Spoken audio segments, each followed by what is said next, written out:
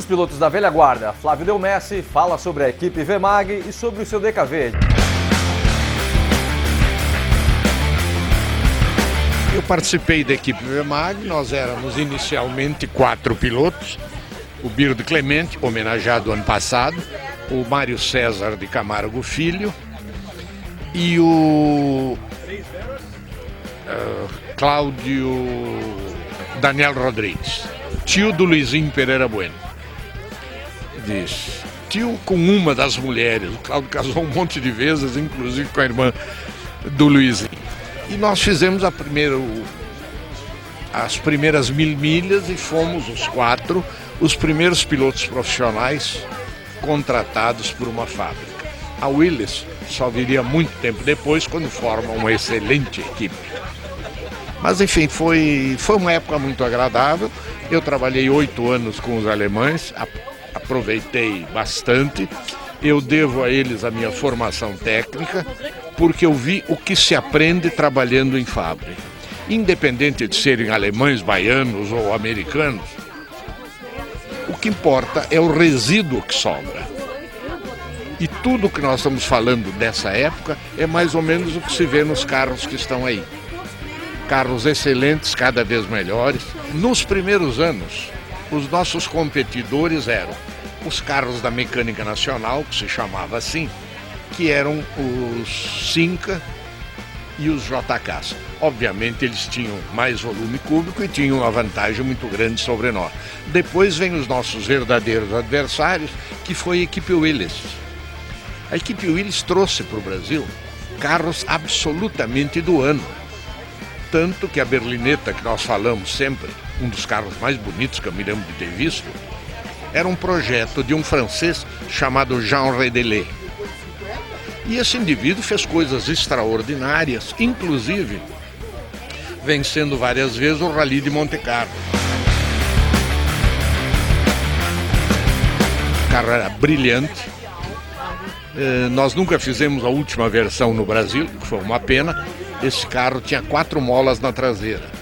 E como eu falava da Ford há pouco, isto é uma questão de tradição.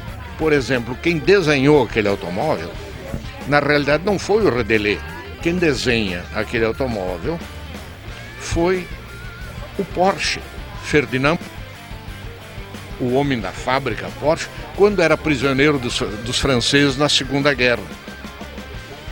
A sua liberação na época foi desenhar para os franceses um automóvel que foi o Renault Carme Miranda,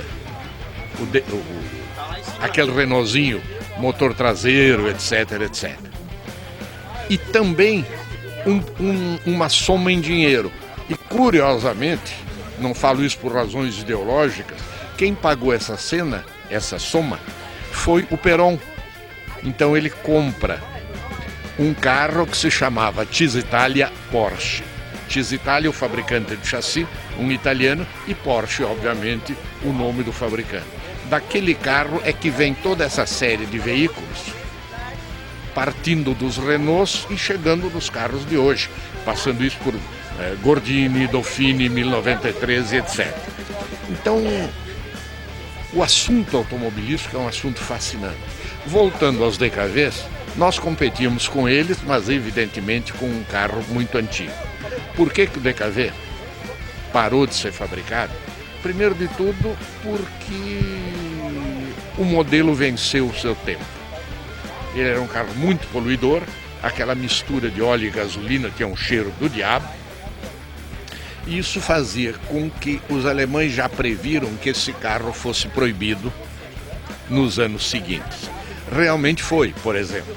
O carro não chegou a ser, mas nos Estados Unidos você não pode andar com uma moto 2 tempos na rua. Você pode competir em circuitos, mas não pode andar numa freeway ou em qualquer estrada americana fazendo aquela fumaça toda. O carro era brilhante, o motor absolutamente espetacular, porém pesado. Tanto era pesado e longe de competições que esse carro servia de táxi.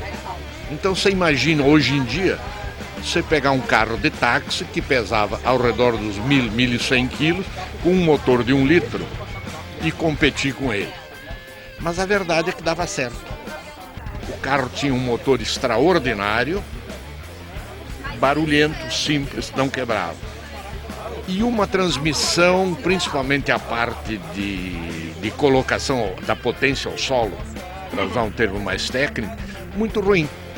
O carro trepidava muito, vibrava muito, mas enfim, tinha alguns pilotos que o pessoal dizia: vocês não são pilotos, vocês são pilotos de circo, que só vocês conseguem fazer o que vocês fazem com aqueles carros.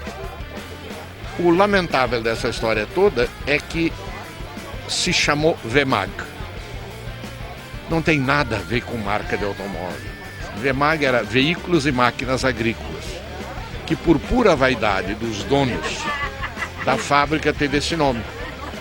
Na realidade, eles eram donos da fábrica e são até hoje a família da organização Novo Mundo. Então quiseram botar o seu nome. O nome certo daquele veículo seria Audi, que é o carro que até hoje encanta todos os que gostam de velocidade.